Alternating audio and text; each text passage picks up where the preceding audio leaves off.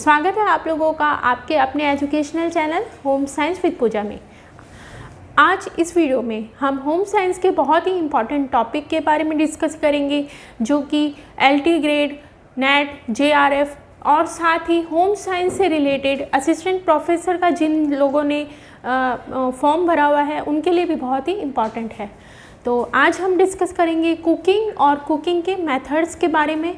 तो चलिए जान लेते हैं कुकिंग होती क्या है। सबसे पहले इस बात पर नज़र डाल लेते हैं, it's combination of art and science.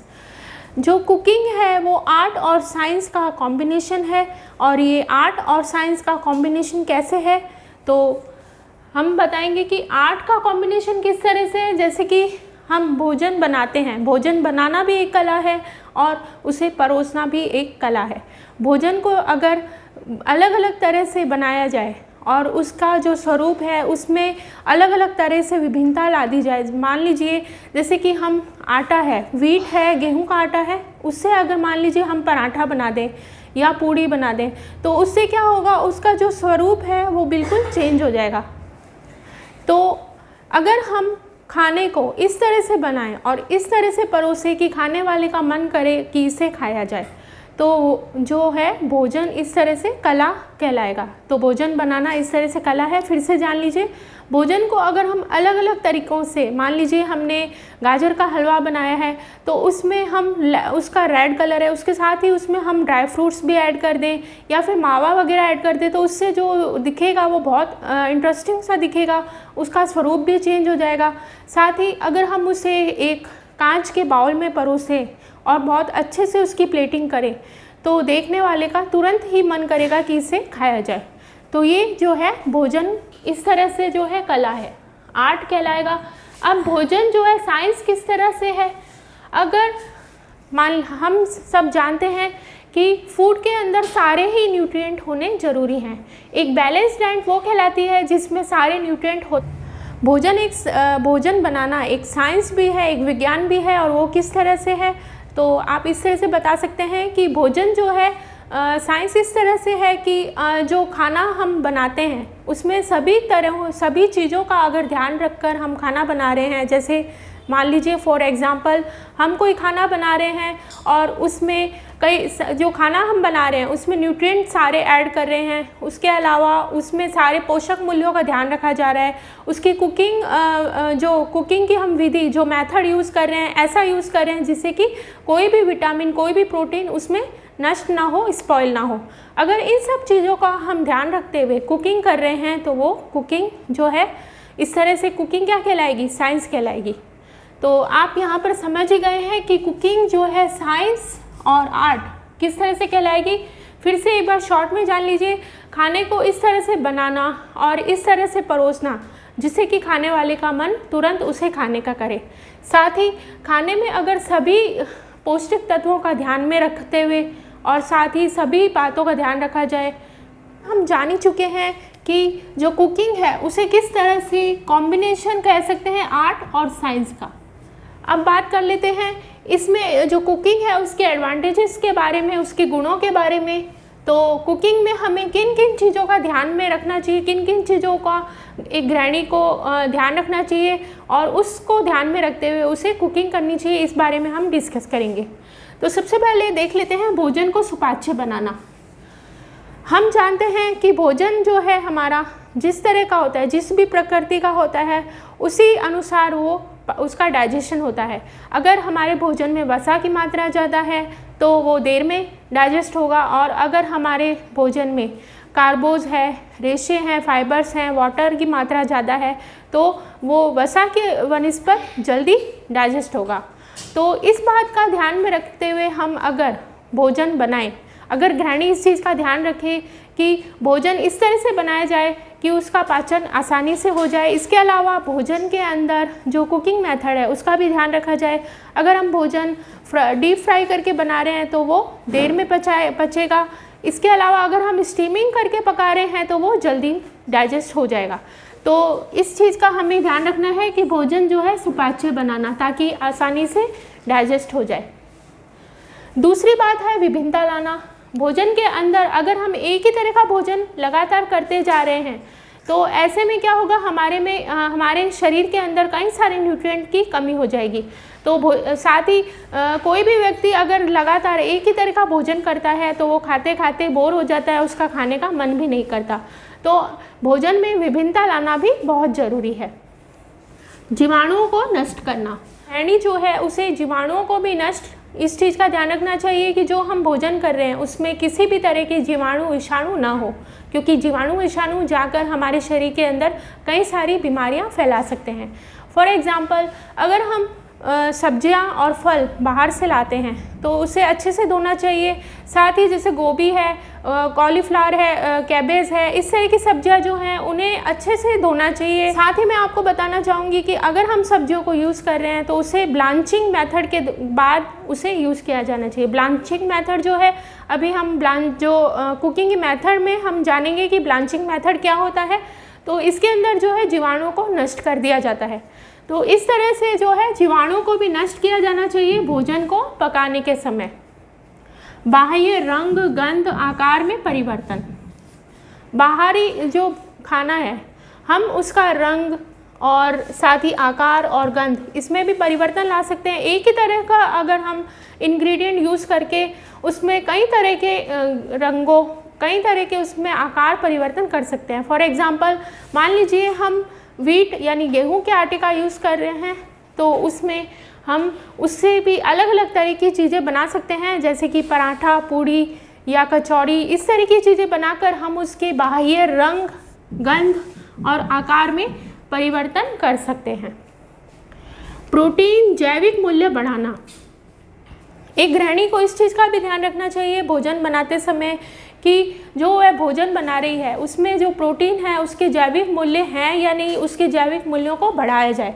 साथ ही जो प्रोटीन होता है उसमें ट्रिप्सिन अवरोधक होता है। ट्रिप्सिन, जो हम दालें खाते हैं उसके अंदर ट्रिप्सिन अवरोधक होता है। ये जो अवरोधक होता है ये प्रोटीन के पाचन को नहीं होने देता है। जो प्रोटीन का पाचन है वह नहीं होने देता है ये। तो इस चीज़ का हमें ध्यान रखना चाहिए। जैसे कि हम अगर पॉलिश करी हुई दालें अगर बाज़ार से ला रहे हैं तो उसका हमें यूज़ नहीं किया जाना चाहिए हमारे द्वारा। साथ ही जो दालें हैं उन्हें अच्छे से वॉश करने के बाद में यूज़ किया जाना चाहिए। तो हम एडवांटेज ऑफ कुकिंग जान चुके हैं। अब बात करते हैं कुकिंग के प्रिंसिपल्स की जहाँ बात होती है तो इसका मतलब होता है साइंस। मतलब हम जान चुके हैं कि कला, जो भोजन है, कला किस तरह से है, और अब जानेंगे कि विज्ञान किस तरह से है। सबसे पहला प्रिंसिपल है पौष्टिक तत्वों का ज्ञान और उनकी सुरक्षा। जब एक गृहिणी, एक हाउसवाइफ अपने परिवार और अपने घर के लिए खाना बनाती है, खाना बनाने की प्लानिंग करती है, तो उसे इन बातों का ध्यान होना चाहिए कि जो जो इंग्रेडिएंट वो भोजन में यूज़ करने वाली है उसमें कौन कौन से पौष्टिक तत्व हैं। साथ ही उसे इन बातों का भी ध्यान रखना चाहिए कि जो पौष्टिक तत्व हैं वो किन किन वजहों से खत्म हो सकते हैं, नष्ट हो सकते हैं। फॉर एग्ज़ाम्पल, विटामिन बी समूह के जो विटामिन्स होते हैं, हम जानते हैं कि विटामिन बी समूह जो है और सी जो है वो पानी के अंदर घुल के नष्ट हो जाते हैं। तो गृहिणी को इस बात का ध्यान रखना चाहिए कि सब्जियां वगैरह जो हैं काटने से पहले ही धो ली जाए। इसके अलावा हम जानते हैं कि विटामिन बी और सी ये पानी में घुलने वाले विटामिन हैं, और हम जानते हैं कि इसको आप इस तरह से याद कर सकते हैं KEDA। विटामिन के, विटामिन ई, विटामिन डी और विटामिन ए, ये सारे जो विटामिन हैं ये वसा में घुलनशील हैं। तो गृहिणी जब भोजन की प्लानिंग कर रही है तो उसे इस बात का पता होना चाहिए कि कौन सा विटामिन किस तरह से खराब हो सकता है और उसकी सुरक्षा की जाए। KED और A ये सारे जो हैं वसा में घुलनशील विटामिन हैं, और B-C जो है वो पानी में घुलनशील विटामिन है। इसलिए विटामिन बी युक्त जो सब्जियां वगैरह हैं उनका जो है उनको काटना है तो उन्हें छीलने से पहले उन्हें धो लेना चाहिए, उसके बाद उसे नहीं धोना चाहिए, क्योंकि इससे क्या होगा, आपके विटामिन जो है नष्ट हो जाएंगे। इसके साथ ही अगर हम खाना वगैरह बना रहे हैं तो उसमें नींबू का यूज़ कर रहे हैं तो उसमें जब गैस ऑन हो उस समय ना डालें, जब गैस बंद कर दें उसके बाद डालें, ताकि जो विटामिन बी है वो नष्ट ना हो। नेक्स्ट है समय के अनुसार भोजन तालिका बनाना। समय के अनुसार भोजन तालिका कैसे बनाएंगे। अब आप ये पूछेंगे कि समय के अनुसार भोजन तालिका किस तरह से बनाई जा सकती है। तो समय के अनुसार भोजन तालिका इस तरह से बनाई जा सकती है कि जैसे हम ब्रेकफास्ट, लंच, डिनर, ये 3 हमारे भोजन होते हैं। इस हिसाब से हमें भोजन की प्लानिंग करनी चाहिए, फूड प्लानिंग जो है इसके अकॉर्डिंग करनी चाहिए। हम सभी जानते हैं कि ब्रेकफास्ट जो है हमारा बहुत अच्छा होना चाहिए और लंच जो है उससे थोड़ा कम, डिनर बहुत ही हल्का होना चाहिए, ताकि ब्रेकफास्ट करने के बाद हम पूरा दिन स्फूर्ति और तंदुरुस्ती के साथ अपना कार्य पूरा कर सकें। इस चीज़ का ध्यान रखते हुए हमें जो ब्रेकफास्ट है उसकी प्लानिंग करनी चाहिए, लंच की और डिनर की प्लानिंग करनी चाहिए। फॉर एग्ज़ाम्पल ब्रेकफास्ट में हम पोहा, उपमा, पराठा इस तरह से लेंगे तो उसमें सभी न्यूट्रिएंट होंगे और इससे हम जो हमारा शरीर है कार्य करने के लिए शक्ति उसको अच्छी प्राप्त होगी और हम अच्छा कार्य कर पाएंगे। और रात के समय जैसे खिचड़ी, दलिया या कम हल्की सब्जियां बनाई जा सकती हैं। इससे क्योंकि हमें रात में सोना होता है तो ऐसे में जो डाइजेशन है वो आराम से हो जाएगा। साथ ही भोजन तालिका बनाने के समय हमें मौसम का भी ध्यान रखना चाहिए। जैसे कि सर्दियों में बहुत अच्छी सब्जियां आती तो उसके अकॉर्डिंग हमें जो भोजन की प्लानिंग की जानी चाहिए हमारे द्वारा। और साथ ही मौसम का हमें किस तरह से ध्यान रखना चाहिए। मौसम का हमें इस तरह से ध्यान रखना चाहिए कि जैसे सर्दियों में हम सभी प्रकार के जो हैवी भोज्य पदार्थ हैं उनको भी डाइजेस्ट कर पाते हैं, परंतु गर्मियों में जो मिर्च मसाले वाले हैं या बहुत ज़्यादा तेल घी वाले खाना है उसे नहीं डाइजेस्ट कर पाते हैं। तो इन चीज़ों को ध्यान में रखते हुए भी फूड प्लानिंग की जानी चाहिए। नेक्स्ट है भोजन बनाने के सभी विधियों का उपयोग। भोजन बनाने के लिए कई सारी विधियों का उपयोग किया जाता है। एक गृहिणी के द्वारा सभी जो फूड मेथड हैं उनका उपयोग किया जाना चाहिए। जो सारे कुकिंग मेथड हैं उनका यूज़ करते हुए खाना बनाया जाना चाहिए, ताकि जो खाने वाला है वो आकर्षक भोजन को देख के खा सके और उससे बोर ना हो। नेक्स्ट है बचे हुए भोज्य पदार्थों का उपयोग। बचे हुए भोज्य पदार्थों से यहाँ हमारा ये मतलब नहीं है कि आप 2 या 3 दिन पहले का भोजन उपयोग में लें। कहने का मतलब ये है कि अगर आपने सुबह चावल बनाए हैं या रोटी बनाई है तो उसका उपयोग करके आप रात में उसे रिनोवेट करके यूज़ में ले सकते हैं। इससे भोज्य पदार्थों का जो पौष्टिक मूल्य भी बढ़ जाएगा और जो भोज्य पदार्थ है वो नष्ट भी नहीं होंगे, ख़राब भी नहीं होंगे और हमारे उपयोग में भी आ जाएंगे। अब बात कर लेते हैं मेथड्स ऑफ कुकिंग के बारे में। कुकिंग जो है उसका बनाने की विधियां कई सारी हैं और उन्हें कई भागों में डिवाइड किया गया है। आपको सही से समझाने के लिए हमने इसे 4 भागों में डिवाइड किया है: जल द्वारा, चिकनाई द्वारा, गर्म हवा द्वारा और वाष्प द्वारा। कुछ जगहों पे आपको ये 3 भागों में भी डिवाइड मिल जाएंगे। हमने इसे 4 भागों में डिवाइड किया: जल द्वारा, चिकनाई द्वारा, गर्म हवा द्वारा और वाष्प द्वारा। जल के द्वारा मतलब जल का उपयोग करते हुए भोज्य पदार्थ बनाना, जैसे कि भोजन को उबालना है, जैसे चावल है, दाल है, इनमें भोजन को अच्छे से उबाला जाता है। चिकनाई के द्वारा किस तरह से बनाया जा सकता है, जैसे कि डीप फ्राई है, शैलो फ्राई है, ये सारे जो मेथड हैं वो जो वसा है उसके द्वारा किए। अब जान लेते हैं गर्म हवा के द्वारा। गर्म हवा यानी जैसे ओवन है, तंदूर है, उसमें जब भोजन बनाया जाता है तो वो जो मेथड है वो किसके अंतर्गत आ जाएगा? गर्म हवा के द्वारा। नेक्स्ट है वाष्प के द्वारा। वाष्प के द्वारा हम 2 तरीके से भोजन बनाते हैं, डायरेक्ट और इनडायरेक्ट मेथड। जैसे कि इडली है, मोमोज वगैरह हैं, वो वाष्प के द्वारा बनाए जाते हैं। अब बात करते हैं इम्पॉर्टेंट टॉपिक के बारे में। ये जो टॉपिक है वो एग्ज़ाम की दृष्टि से बहुत ही महत्वपूर्ण है, तो जान लेते हैं जल के द्वारा। जल के द्वारा जो भोजन है वो किस तरह से बनाया जाता है, जैसे कि उबालना यानी बॉइलिंग। इसमें क्या होता है, 100 डिग्री सेल्सियस तक बॉइलिंग किया जाता है, पानी को बॉईल किया जाता है और फिर भोज्य पदार्थ को बनाया जाता है। इसमें होता क्या है, इसमें जो भोज्य पदार्थ है, मान लीजिए ये आपका पैन है और इसमें आपका ये भोज्य पदार्थ है, इसमें ये पानी है, ये फूड है और ये पानी। तो इसके ऊपर जो भोज्य पदार्थ है वो दिखाई नहीं देगा, बिल्कुल ढक जाता है पानी से। तो इस चीज़ से आप समझ जाएंगे कि ये जो है बॉइलिंग की प्रक्रिया है। इस विधि के द्वारा चावल को उबालना, दाल उबालना और कई सारी सब्जियां वगैरह उन्हें भी उबाला जाता है। नेक्स्ट है, इसमें आप एक और एग्जांपल से समझ सकते हैं। इसके अंदर जैसे कि जो बुलबुले हैं वो ऊपर नीचे से बनते हैं इस तरह से, और भोजन की जो सतह है वहाँ पर जाकर फूट जाते हैं। तो इस तरह से हम पता लगा सकते हैं कि ये कौन सी विधि है, बॉइलिंग की विधि है। नेक्स्ट है सिमरिंग यानी खदकाना। ये जो है बॉइलिंग से इसका टेम्परेचर कम होता है। बात कर लेते हैं सिमरिंग की। सिमरिंग के अंदर जो टेम्परेचर है वो बॉइलिंग से कम होता है। इसमें 180 से 210 फ़ारेनहाइट या फिर 95 डिग्री सेल्सियस इसका टेम्परेचर होता है। इसमें जो भोज्य पदार्थ है थोड़ा बहुत दिखाई देता है, ये जो इस तरह से पैन बना हुआ है ये भोज्य पदार्थ है, और इसमें ये भोज्य पदार्थ जो है दिखाई देने लगता है। और साथ ही जो बुलबुले हैं वो नीचे से शुरू होते हैं पर अंदर ही फूट जाते हैं। तो ये जो है सिमरिंग हो गई। नेक्स्ट हम बात कर लेते हैं धीमी आग पर यानी धीमी आंच पर या लो फ्लेम पर स्टीविंग। स्टीविंग का जो टेम्परेचर है वो 180 फ़ारेनहाइट होता है और या फिर 90 डिग्री सेल्सियस होता है।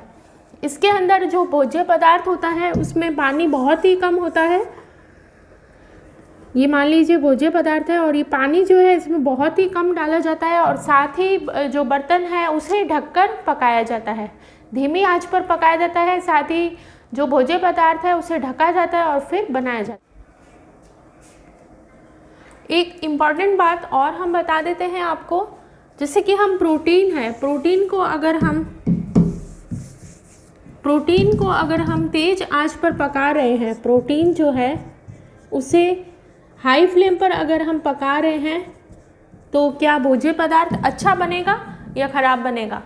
तो इसका आंसर क्या होगा, ये जो भोज्य पदार्थ है या फूड जो है वो अच्छा नहीं बनेगा, क्योंकि जो प्रोटीन होता है, प्रोटीन युक्त जो फूड होता है उसके जब ये इसको ऊष्मा मिलती है या ताप मिलता है तो यहाँ पर ये अपनी परत बना लेता है। इस परत की वजह से जो हीट है अंदर नहीं जा पाती है और नीचे का जो फूड है वो कच्चा रह जाता है।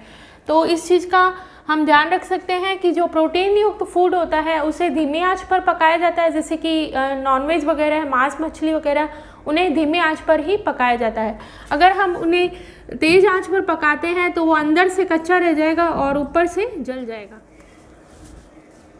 अब बात कर लेते हैं कुकिंग के दूसरे मेथड यानी चिकनाई या वसा के द्वारा। वसा के द्वारा 3 मेथड हैं, जैसे कि उथली विधि, जिसे कि शैलो फ्राई या इंग्लिश मेथड भी कहा जाता है। इसके अंतर्गत होता क्या है, इसके अंदर जो है भोजन में जब हम बनाते हैं तो उसमें बहुत कम या तेल या घी लगाकर उसको बनाते हैं। जैसे कि पराठा है, चीला है, इसे हम थोड़ा तेल लेकर या घी लेकर बनाते हैं, इसीलिए इसे उथली विधि कहा जाता है। उथली का मतलब बहुत कम तेल या वसा की मात्रा इसमें ली जाती है और उसके बाद में भोज्य पदार्थ बनाया जाता है। नेक्स्ट है गहरी विधि। गहरी विधि जिसे कि डीप फ्राई या फिर फ्रेंच फ्राई भी कहा जाता है। ये बहुत ही इम्पॉर्टेंट है और कई बार एग्ज़ाम में पूछा भी गया है। नेट के एग्ज़ाम में आपको क्वेश्चन ज़रूर मिल जाएगा, तो आप इसे अच्छे से नोट डाउन करते जाइए। बात कर लेते हैं गहरी या डीप फ्राई या फिर फ्रेंच फ्राई विधि के बारे में। तो इसके अंदर जो है गहरी से मतलब पता ही चल जाता है कि गहरी यानी बहुत ज़्यादा डीप फ्राई हम करते हैं। इसके अंदर बहुत ज़्यादा मात्रा में हम तेल लेते हैं या घी लेते हैं और उसमें भोज्य पदार्थ बनाते हैं, जैसे कि पकोड़े हैं, पूड़ी है, इस तरह की चीज़ें जो हैं डीप फ्राई यानी डीप फ्राई या फिर फ्रेंच फ्राई या फिर गहरी विधि के द्वारा बनाया जाता है। Dry fry. ड्राई फ्राई या शुष्क विधि के अंदर जो वसा की मात्रा है वो बहुत ही कम होती है। वसा जो है बहुत ही कम, बिल्कुल न के बराबर होती है इसमें, और जो भोज्य पदार्थ है उसे हम ढककर बनाते हैं ताकि वो जल्दी बन जाए। नेक्स्ट हम बात करते हैं वायु के द्वारा। वायु के द्वारा 2 विधियां हैं, 2 विधियों के द्वारा हम बना सकते हैं, जैसे कि रोस्ट करके या फिर भट्टी या तंदूर में। इनके भी अलग अलग प्रकार हैं, तो इनके बारे में हम जानते हैं। बात करते हैं वायु के द्वारा। वायु के हम बता चुके हैं कि वायु द्वारा जो फूड बनाते हैं उसके 2 मेथड हैं, पहला है रोस्टिंग और दूसरा है तंदूर या भट्टी के द्वारा। तो पहला देख लेते हैं रोस्टिंग। रोस्टिंग के अंदर जो है पहला है डायरेक्ट रोस्टिंग। डायरेक्ट रोस्टिंग के अंदर जैसे कि हम पैन वगैरह लेते हैं, कढ़ाई लेते हैं भारी पैंदे वाली, और उसमें नमक या रेत, बालू रेत होती है स्पेशली, और उसमें जो है भोज्य पदार्थ को भुना जाता है। जैसे कि एग्जांपल के लिए मूंगफली वगैरह है, चने हैं, इस तरह की चीज़ों को हम डायरेक्ट रोस्टिंग मेथड के द्वारा बनाते हैं। पैन रोस्टिंग के अंदर हम कुछ स्पेशल भोज्य पदार्थों को रोस्ट करते हैं, जैसे कि मूंगफली वगैरह हैं, उनके अंदर अपना खुद का तेल होता है, वसा होती है। तो पैन के अंदर हम कुछ भी वसा नहीं डालते हैं, सीधा ही जो भोज्य पदार्थ है उसे डाल के और धीमी गति पर उसे अच्छे से रोस्ट करते हैं। इनडायरेक्ट मेथड बहुत ही इंपॉर्टेंट है और एग्ज़ाम में कई बार ये पूछा भी जा चुका है। इनडायरेक्ट मेथड होता क्या है? यहाँ पर हमने पढ़ा डायरेक्ट मेथड में तो जो फूड है वो सीधा ही जो ताप है उसके संपर्क में करके बनाया जाता है। इनडायरेक्ट के अंदर हम कोई एक माध्यम लेते हैं, कोई एक मीडियम लेते हैं, मान लीजिए ये मीडियम है और यहाँ पर ये ताप दिया जा रहा है और इसको भी ढक के पकाया जाता है। जैसे कि केक वगैरह जब हम बनाते हैं, कढ़ाई में अगर केक बना रहे हैं या कुकर में बना रहे हैं, या फिर बिस्किट वगैरह जब बनाते हैं तो इसी मेथड के द्वारा बनाते हैं। इस मेथड के द्वारा हम केक और बिस्किट वगैरह बना लेते हैं। नेक्स्ट मेथड है भट्टी या तंदूर के द्वारा। भट्टी या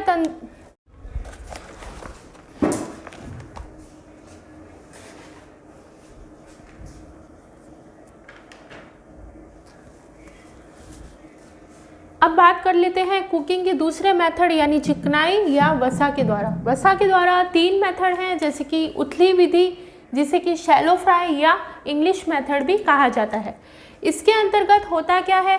इसके अंदर जो है भोजन में जब हम बनाते हैं तो उसमें बहुत कम या तेल या घी लगाकर उसको बनाते हैं। जैसे कि पराठा है, चीला है, इसे हम थोड़ा तेल लेकर या घी लेकर बनाते हैं, इसीलिए इसे उथली विधि कहा जाता है। उथली का मतलब बहुत कम तेल या वसा की मात्रा इसमें ली जाती है और उसके बाद में भोज्य पदार्थ बनाया जाता है। नेक्स्ट है गहरी विधि, जिसे कि डीप फ्राई या फिर फ्रेंच फ्राई भी कहा जाता है। ये बहुत ही इम्पॉर्टेंट है और कई बार एग्ज़ाम में पूछा भी गया है। नेट के एग्ज़ाम में आपको क्वेश्चन ज़रूर मिल जाएगा, तो आप इसे अच्छे से नोट डाउन करते जाइए। बात कर लेते हैं गहरी या डीप फ्राई या फिर फ्रेंच फ्राई विधि के बारे में। तो इसके अंदर जो है गहरी से मतलब पता ही चल जाता है कि गहरी यानी बहुत ज़्यादा डीप फ्राई हम करते हैं। इसके अंदर बहुत ज़्यादा मात्रा में हम तेल लेते हैं या घी लेते हैं और उसमें भोज्य पदार्थ बनाते हैं, जैसे कि पकोड़े हैं, पूड़ी है, इस तरह की चीज़ें जो हैं डीप फ्राई यानी डीप फ्राई या फिर फ्रेंच फ्राई या फिर गहरी विधि के द्वारा बनाया जाता है। ड्राई फ्राई या शुष्क विधि के अंदर जो वसा की मात्रा है वो बहुत ही कम होती है। वसा जो है बहुत ही कम, बिल्कुल न के बराबर होती है इसमें, और जो भोज्य पदार्थ है उसे हम ढककर बनाते हैं ताकि वो जल्दी बन जाए।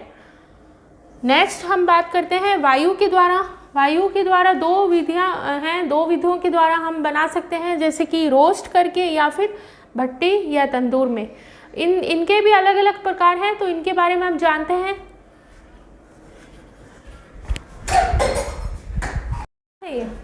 प्लीज़ ठीक है, करो जो करना। बात करते हैं वायु के द्वारा। वायु के हम बता चुके हैं कि वायु द्वारा जो फूड बनाते हैं उसके 2 मेथड हैं, पहला है रोस्टिंग और दूसरा है तंदूर या भट्टी के द्वारा। तो पहला देख लेते हैं रोस्टिंग के अंदर जो है पहला है डायरेक्ट रोस्टिंग के अंदर जैसे कि हम पैन वगैरह लेते हैं, कढ़ाई लेते हैं भारी पैंदे वाली, और उसमें नमक या रेत, बालू रेत होती है स्पेशली, और उसमें जो है भोज्य पदार्थ को भुना जाता है। जैसे कि एग्जांपल के लिए मूंगफली वगैरह है, चने हैं, इस तरह की चीज़ों को हम डायरेक्ट रोस्टिंग मेथड के द्वारा बनाते हैं। नेक्स्ट है पैन रोस्टिंग के अंदर हम पैन में थोड़ा सा घी या तेल लगाते हैं और उसमें फिर जो भोज्य पदार्थ है, सांस फूल गया, एक ऑक्सीजन पंप रखना चाहिए। Pan roasting. पैन रोस्टिंग के अंदर हम कुछ स्पेशल भोज्य पदार्थों को रोस्ट करते हैं, जैसे कि मूंगफली वगैरह हैं, उनके अंदर अपना खुद का तेल होता है, वसा होती है। तो पैन के अंदर हम कुछ भी वसा नहीं डालते हैं, सीधा ही जो भोज्य पदार्थ है उसे डाल के और धीमी गति पर उसे अच्छे से रोस्ट करते हैं। Indirect method. इनडायरेक्ट मेथड बहुत ही इंपॉर्टेंट है और एग्ज़ाम में कई बार ये पूछा भी जा चुका है। इनडायरेक्ट मेथड होता क्या है, यहाँ पर हमने पढ़ा डायरेक्ट मेथड। डायरेक्ट मेथड में तो जो फूड है वो सीधा ही जो ताप है उसके संपर्क में करके बनाया जाता है। इनडायरेक्ट के अंदर हम कोई एक माध्यम लेते हैं, कोई एक मीडियम लेते हैं। मान लीजिए ये मीडियम है और यहाँ पर ये ताप दिया जा रहा है और इसको भी ढक के पकाया जाता है। जैसे कि केक वगैरह जब हम बनाते हैं, कढ़ाई में अगर केक बना रहे हैं या कुकर में बना रहे हैं या फिर बिस्किट वगैरह जब बनाते हैं तो इसी मेथड के द्वारा बनाते हैं। इस मेथड के द्वारा हम केक और बिस्किट वगैरह बना लेते हैं। नेक्स्ट मेथड है भट्टी या तंदूर के द्वारा। भट्टी या तंदूर जो है उसमें हम जैसे कि जो रोटी वगैरह बनाते हैं, तंदूरी रोटी है, नान है, उसे बनाते हैं। उसमें इस तरह से भट्टी बनी हुई होती है बड़ी, ये देखिए इस तरह की भट्टी बनी होती है और यहाँ से इसे ताप दिया जाता है। यहाँ की जो ये तले आपको दिखाई दे रहे हैं उस पर जो फूड पदार्थ है उसे लगा दिया जाता है और इस तरह से जो है खाना बनाया जाता है। आपने भट्टी कई बार देखी होगी, तो इस तरह से बनाया जाता है इसको। तो ये वायु के द्वारा मेथड जो थे वो क्लियर हो चुके होंगे। तो यहाँ पर जो भोज्य पदार्थ है उसे चिपका दिया जाता है और इस तरह से ये ताप इनको मिलता रहता है और इस तरह से जो रोटी है, तंदूर है, नान है, बनाई जाती है।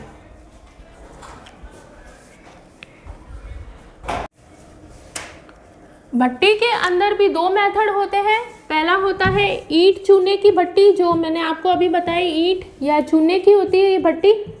और दूसरा जो है बिजली या इलेक्ट्रिक भट्टी या फिर इलेक्ट्रिक भट्टी होती है ये। इसमें क्या क्या आ जाएगा आपका, ओवन है, गैस तंदूर है, ये सारे इसके अंतर्गत आ जाएंगे। इसके अंदर हम क्या करेंगे, भोज्य पदार्थ में थोड़ी सी चिकनाई लगा के उसे बनाएंगे। जैसे कि चिली पनीर है, तंदूरी पनीर, चिली पनीर है और इसके अलावा नॉनवेज वगैरह भी इसके द्वारा बनाया जाता है। पनीर टिक्का वगैरह भी इसी विधि के द्वारा बनाया जाता है। अब हमारा लास्ट मेथड है स्टीम या वाष्प। वाष्प के द्वारा कुकिंग किस तरह से की जाती है, तो इसमें दो टाइप है। पहला है डायरेक्ट यानी प्रत्यक्ष मेथड और दूसरा है इनडायरेक्ट यानी अप्रत्यक्ष मेथड। प्रत्यक्ष मेथड के अंतर्गत हम इडली, मोमोज वगैरह बनाते हैं। इडली, मोमोज वगैरह इसके अंतर्गत बनाते हैं। इसमें होता क्या है, बर्तन होता है इस तरह से और इसके अंदर इस तरह से यहाँ पर पानी भरा हुआ होता है और ये वाष्प जो है इस बर्तन को मिलती है। यहाँ पर एक जाली के अंदर भोज्य पदार्थ को रखा जाता है यहाँ पर और वाष्प के द्वारा जो है भोजन पकता रहता है। इनडायरेक्ट मेथड, यहाँ पर हम भोज्य पदार्थ खुले में बनाते हैं, मतलब उसे ढकते नहीं है, ये बात इम्पॉर्टेंट है। दूसरी बात ये है कि हम सीधा ही जैसे कोई जाली वगैरह होती है उसमें भोज्य पदार्थ को रखते हैं, यानी उसको डायरेक्ट स्टीम मिलती है और इस तरह से भोज्य पदार्थ बनता है। इनडायरेक्ट मेथड के अंतर्गत इस तरह से एक पैन है या कुकर होता है कोई और यहाँ पर हम एक बर्तन और रखते हैं, एक बर्तन और रखा जाता है। इस बर्तन के अंदर भोज्य पदार्थ होता है और यहाँ से स्टीम मिलती है और इस तरह से बनता है। एक बात और इम्पॉर्टेंट है, इसके अंदर जो बर्तन है, ये बड़ा वाला बर्तन है, इसे भी ऊपर से अच्छे से कस के बंद कर दिया जाता है। फिर से देख लीजिए, यहाँ से हम वाष्प देते हैं भोज्य पदार्थ को, यहाँ एक छोटा सा बर्तन रख दिया जाता है, इसमें भोज्य पदार्थ रखा जाता है और फिर इस तरह से बनाया जाता है। जैसे कि फॉर एग्ज़ाम्पल मान लीजिए हम दाल चावल बना रहे हैं तो उसे एक साथ बनाया जा सकता है। जैसे कि कोई बर्तन ले छोटा सा, उसमें चावल डालें, उसको ढक दें अच्छे से और यहाँ पर हम दाल डाल सकते हैं। या फिर हम मान लीजिए दाल बना रहे हैं या हमें आलू वगैरह भी उबालने हैं तो इस तरह से आलू इस बर्तन में रख सकते हैं ढक के और ऊपर से भी अच्छे से बंद कर देंगे तो दोनों ही भोज्य पदार्थ इसके द्वारा आसानी से बन जाए। तो यहाँ पर आप अच्छे से जान चुके हैं कि कुकिंग मेथड और कुकिंग के प्रिंसिपल, कुकिंग को कला और विज्ञान किस तरह से कहा जाता है, ये सारी बातें आज हमने इस वीडियो में डिस्कस कर ली है। नेक्स्ट वीडियो में हम इसी जो चैप्टर है कुकिंग वाला, इससे इम्पॉर्टेंट क्वेश्चंस लेकर आएंगे और उसका सॉल्व भी करके आपको दिखाएंगे। साथ ही जो इम्पॉर्टेंट टर्म्स जो है जो नेट में ज़्यादातर पूछी जाती है वो भी आपको हम बताएंगे। तो आज इस वीडियो में इतना ही। नेक्स्ट वीडियो में मिलेंगे। कुकिंग मेथड और कुकिंग से रिलेटेड कुछ question, most important question answer लेकर आएंगे जो कि नेट की दृष्टि से बहुत ही इम्पॉर्टेंट है। इसके अलावा कुछ टर्म्स लेकर आएंगे जो नेट में ज़्यादातर पूछी जाती है। तो आज इस वीडियो में इतना ही। उम्मीद है आप लोगों को ये वीडियो अच्छे से समझ में आएगी। नेक्स्ट वीडियो में मिलेंगे और इम्पॉर्टेंट टॉपिक के साथ। तब तक के लिए इसी तरह से बने रहिए आपके अपने educational channel home science with Pooja में, जिसका मूल मंत्र है ऑलवेज सक्सेस। मिलते हैं नेक्स्ट वीडियो में। बाय।